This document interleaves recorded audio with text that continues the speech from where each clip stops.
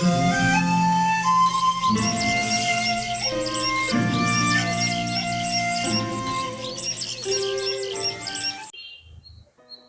The lord. జీవము కలిగిన యేసుక్రీస్తు వారి నామంలో అందరికీ కూడా శుభాలు ప్రకటిస్తూ ఉన్నాను. మీరందరూ కూడా క్షేమంగా ఉండాలని, మీ జీవితాల్లో అనుదినాభివృద్ధి మీకు కలగాలని మేము మా మినిస్ట్రీ తరపు నుంచి, క్రైస్ట్ మిరాకిల్ వరల్డ్ మినిస్ట్రీ తరపు నుంచి మేము అనుదినం ప్రార్థన చేస్తున్నాం.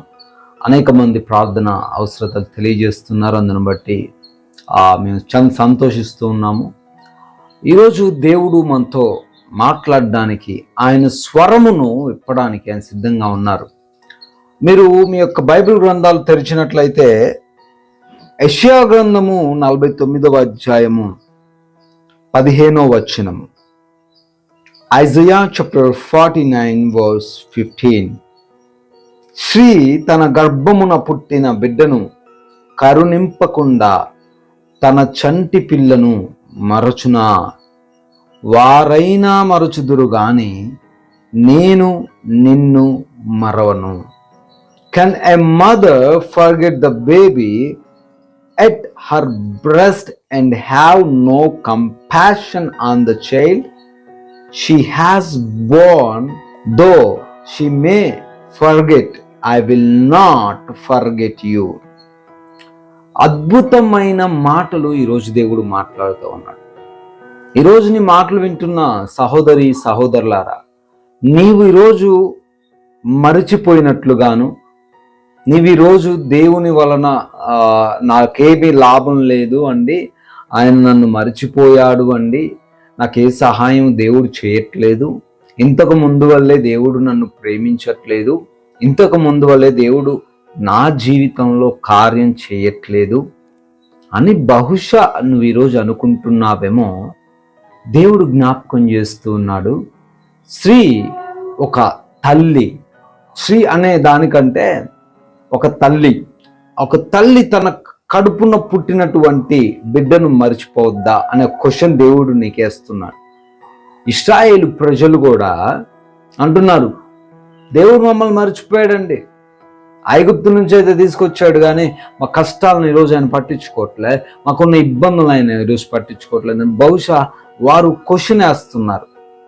అప్పుడు దేవుడు ఇస్తున్న రిప్లై, సమాధానము ఎలా ఉందంటే క్వశ్చన్ రూపంలోనే ఉంది. ఈరోజు దేవుడు నీ క్వశ్చన్కి కూడా క్వశ్చన్ వేస్తున్నాడు. ఏమనంటే, అమ్మా, ఒక తల్లి తన కడుపున పుట్టినటువంటి బిడ్డను మర్చిపోతుందా అని ఒక క్వశ్చన్ వేస్తున్నారు. దానికి నీ ఆన్సర్ ఏంటి? ఎలా మర్చిపోద్దండి? ఖచ్చితంగా మర్చిపోదు. అయితే మనం ఇంకా లోతుగా వాక్యంలో చూస్తే తన కడుపున పుట్టినటువంటి చంటి బిడ్డను అని రాయబడి ఉంటుంది. అంటే ఒక నెలల బాబు లేదా నెలల పాపను ఏ తల్లైనా మర్చిపోతుందా? పాల కోసం ఏడుస్తుంటే ఏ తల్లైనా ఇగ్నోర్ చేసి వదిలేసి వెళ్ళిపోద్ది? ఒకసారి ఆలోచన చేయండి, ఒకసారి ఇమాజిన్ చేయండి, ఊహించుకోండి. ఏ తల్లి కూడా తన కన్న బిడ్డను మర్చిపోతే, అది ఎటువంటి కఠినమైన పరిస్థితి అయినా, వాళ్ళు ఎంత పేదరికంలో ఉన్నా, వాళ్ళెంత బిజీ లైఫ్లో ఉన్నా, ఒక తల్లి తన చంటి బిడ్డను, నెలలు పసికందును ఆమె మర్చిపోదు. దేవుడు అంటున్నాడు, నేను కూడా నిన్ను మర్చిపోను. అక్కడితో దేవుడు ఆపలే. కరుణింపకుండా మర్చిపోవచ్చేమో కానీ అనే మాట వాడాడు. ఒకవేళ మర్చిపోవచ్చేమో కాదు, ఇట్ ఈజ్ ఇంపాసిబుల్. ఖచ్చితంగా అయితే మర్చిపోరు. అక్కడ పాపను పెట్టి బాబును పెట్టి ఎవరు కూడా మర్చిపోరండి. అలా మర్చిపోతే తల్లే కాదు. అఫ్కోర్స్ మనం ఈ రోజున చాలా సంఘటనలు చూస్తున్నాం. చాలామంది ప్రేమించినటువంటి ప్రియుడి కోసం కడుపును పుట్టినటువంటి బిడ్డలను చంపేస్తున్నారు. ప్రేమించినటువంటి ప్రియుడి కోసం చెత్త కుప్పలో బాబును పడేసి వెళ్తున్నారు. ప్రేమించినటువంటి ప్రియుడి కోసం బస్ స్టాండ్లలో పిల్లలను వదిలేసి వెళ్ళిపోవడం మనం చూస్తున్నాం కదా. అందుకే ప్రభు అంటున్నాడు, మనిషి బంధాల్లో తల్లి బంధం అనేది చాలా ప్రాముఖ్యమైంది. మనిషికి ఉన్న రిలేషన్షిప్ని కంపేర్ చేసుకున్నప్పుడు తల్లికి ఎవరు కూడా సాటి రారండి. ఎవరు కూడా సాటి రారు. తల్లి అంటే అంత వాల్యుబుల్. తల్లి మీద అనేక పాటలు ఉన్నాయి, తల్లి మీద అనేక కవిత్వాలు ఉన్నాయి. తండ్రి అని అనలే, అన్నా అని అనలే దేవుడు. అక్కడ లేదా ఒక సహోదరుడు ఒక స్నేహితుడు అనలే. దేవుడు అక్కడ కంపారిజన్ ఒక తల్లితో చేస్తూ అన్నాడు. తల్లి మర్చిపోద్దా? అఫ్ కోర్స్ మర్చిపోవచ్చేమో, కానీ నేను నిన్ను మరవను. హల్లెలూయా. నువ్వు భయపడాల్సిన అవసరం లేదు. దేవుడు నీ జీవితంలో ఏ కార్యం చెయ్యట్లేదని నువ్వు అనుకోకు. వెనక ఆయన కార్యాలు జరుగుతున్నాయి, నీకు కనపడట్లేదు అంతే. నీ ఎదుటిగా జరగట్లే, బ్యాక్గ్రౌండ్లో ఆయన నీ కోసం ఆయన చెయ్యాల్సింది చేస్తా ఉన్నాడు. హల్లెలూయా. నిన్ను దేవుడు మర్చిపోయాడు అని నువ్వు అనుకుంటుంటే దేవుడు అడుగుతున్న క్వశ్చన్ ఏంటి అంటే, తల్లి మర్చిపోద్దా కరుణించకుండా? కంపాషన్ అనే మాట రాయబడింది అక్కడ.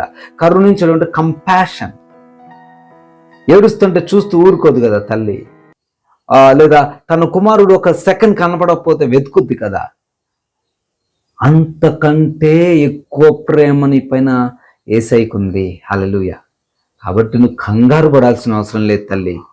సహోదరుడా, బాధపడాల్సిన అవసరం లేదు.